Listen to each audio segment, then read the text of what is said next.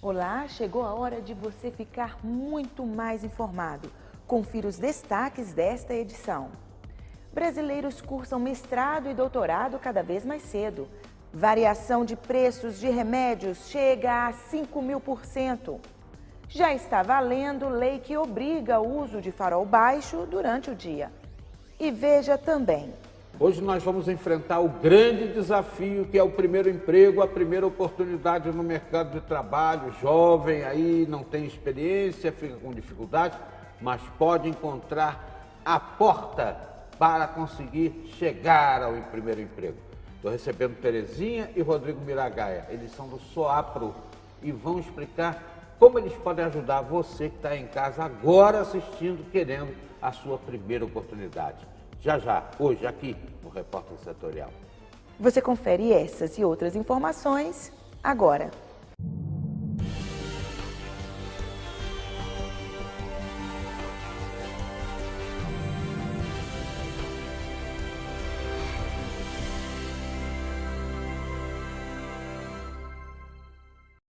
Seja bem-vindo, esse é seu Repórter Setorial. Abrimos essa edição com uma notícia que vai deixar muita gente assustada. A diferença dos preços de remédios de uma farmácia para outra passou de todos os limites. Uma pesquisa mostra que, no caso dos genéricos, essa diferença supera os 5.000%. E não tem jeito. Agora, para economizar no bolso, tem que andar muito de farmácia em farmácia. E tem que pesquisar mesmo. E sabe por quê? Porque a variação dos remédios realmente chega a ser absurda. Foi o que constatou uma pesquisa feita em mais de 300 farmácias de 16 capitais no país. Foram comparados preços entre remédios de marcas de laboratórios diferentes e ainda os preços entre os genéricos. E acredite, a variação chegou a quase 5.500%. 6 meses atrás, a pesquisa já tinha sido feita nas mesmas capitais e comparando os mesmos medicamentos. Na época, a variação de preços foi de quase 2.000%. De acordo com o Ministério da Saúde, o ajuste anual do preço máximo dos remédios é definida por uma Câmara que reúne vários ministérios. Mas alguns analgésicos, como o paracetamol, por exemplo, não têm o preço regulado pela Câmara porque são remédios que não precisam de prescrição médica e aí são oferecidos em diversas marcas por diversos preços. E o assunto agora é a reforma da Previdência. Uma das principais mudanças para a aposentadoria é a fixação de uma idade mínima de 65 anos, tanto para os homens quanto para as mulheres. E esse tipo de reforma há anos vem sendo analisada pelo Senado, que utiliza como explicação o fato de vários outros países já terem estabelecidos uma idade mínima para a aposentadoria. Uma das possíveis mudanças da reforma previdenciária proposta pelo governo de Michel Temer é a criação de uma idade mínima para a aposentadoria. Hoje, a idade média com que o brasileiro pede o benefício pelo fator previdenciário é de 54 anos, uma das mais baixas do mundo. No acumulado dos 6 primeiros meses deste ano, o número de aposentadorias concedidas pelo INSS apresentou um avanço de 11,7%. Os números representam quase 47 mil pedidos a mais do que no mesmo período do ano passado. Mas uma pesquisa do SPC Brasil aponta que 6 em cada 10 brasileiros não se preparam corretamente para esse momento. Os motivos mais citados são a falta de dinheiro e a falta de conhecimento. Muitos dos entrevistados dizem que não sabem como começar a poupar. E a pesquisa mostra que os entrevistados sabem das consequências que devem enfrentar por conta dessa falta de preparo. Mais de 38% dos entrevistados já esperam uma queda no padrão de vida quando deixarem um emprego. Cerca de 26,5% dizem que uma consequência pode ser a falta de tranquilidade na velhice. Além disso, quase 14% dos entrevistados dizem que não poderão parar de trabalhar. O levantamento mostra ainda que mais de 74% dos entrevistados contribuem para o INSS, seja por meio da empresa em que trabalha ou como autônomo. Desse total, apenas um pequeno grupo espera não contar só com o INSS. 19% deles afirmam investir na poupança. 6,2% têm uma previdência privada e pouco mais de 6% afirma investir em imóveis. E olha só, já não é novidade. Quem mais sofre com a inflação são as famílias pobres. As taxas registradas para famílias que recebem até 2 salários mínimos por mês é superior à inflação média e chega a subir 9,52% ao ano. O índice de preços ao consumidor classe 1, que mede a inflação das famílias mais pobres, perdeu força. O indicador recuou de 0,84% em maio para 0,57% em junho. No primeiro semestre do ano, o IPC-C1 acumula alta de 5,28%.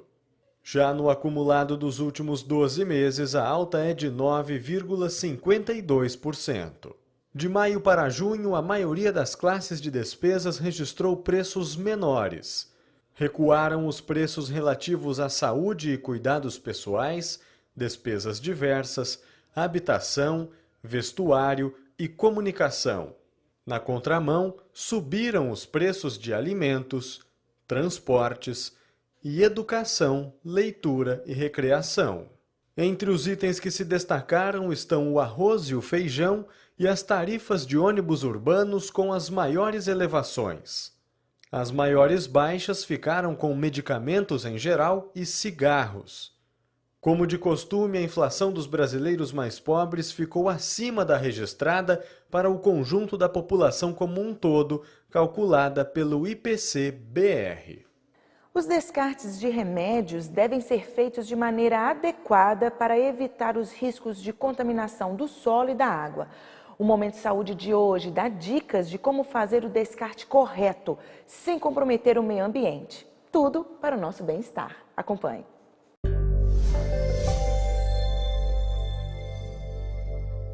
Oi pessoal, nossa dica de hoje é a respeito de descarte racional de medicamentos.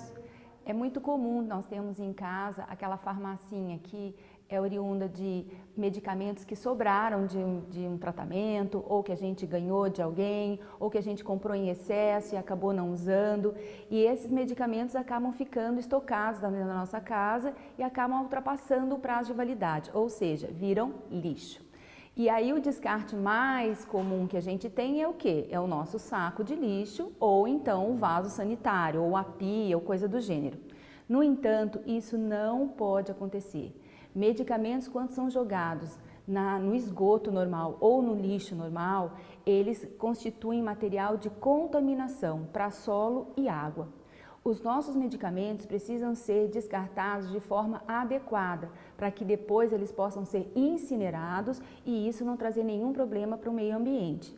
Sendo assim, vocês que têm esse tipo de produto dentro de casa, precisa procurar uma drogaria, algumas delas oferecem esse serviço gratuitamente para o consumidor e vocês procurem, leve os seus saquinhos cheios de medicamentos vencidos e eles vão pegar para vocês e vão dar o destino adequado. Então, nossa dica de hoje é: não jogue medicamentos no lixo ou no esgoto comum, ok? Obrigada!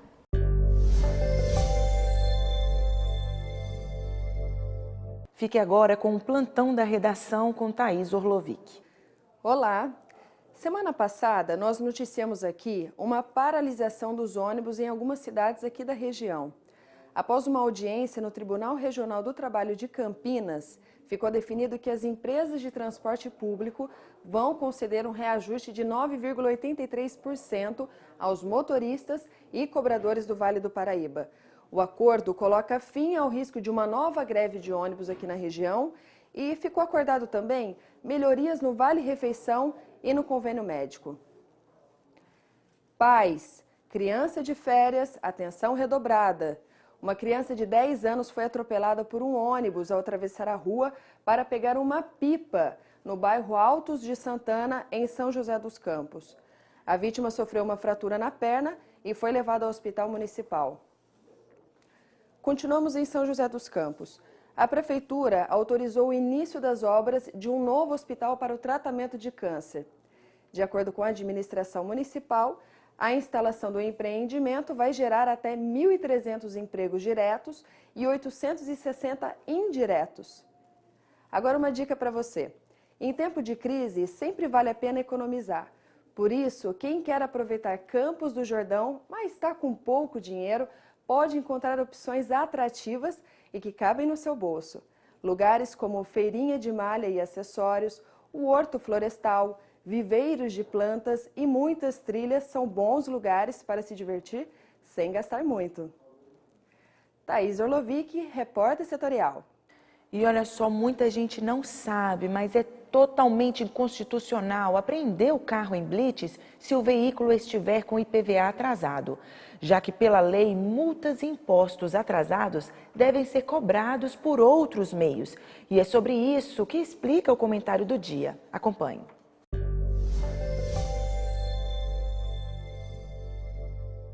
É imperdoável a ação da polícia fazendo cobrança para o Estado quando apreende veículos porque estão em atraso com o IPVA. É o entendimento de juristas que foram ouvidos pela revista Conjure Especializada, indicando que realmente o Estado tem outros meios de fazer a cobrança através de um executivo fiscal, ao invés de privar o proprietário do veículo de seu uso por estar em débito, que ele pode inclusive vir a contestar valores. Portanto, é realmente um pensamento interessante que deve mudar a postura hoje feita através dessas blitz relâmpago, que tem o propósito meramente arrecadatório para o Estado, que eu repito, tem outros meios de cobrança que não sejam tão extorsivos. E veja a seguir no próximo bloco. Já está em vigor a lei do farol baixo aceso nas estradas durante o dia.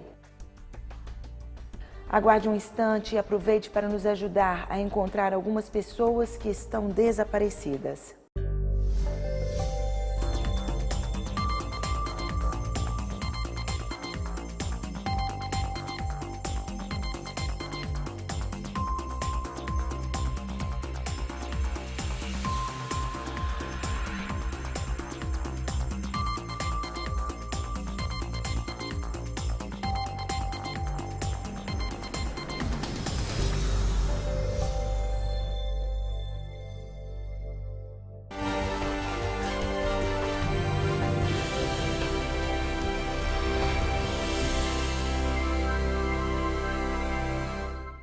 Olá, chegou a hora de você ficar mais informado. Pontualidade e mais informação. Credibilidade e mais cobertura. Precisão e mais inclusão social. Imparcial e mais dinâmico. O repórtersetorial.com é o seu novo acesso.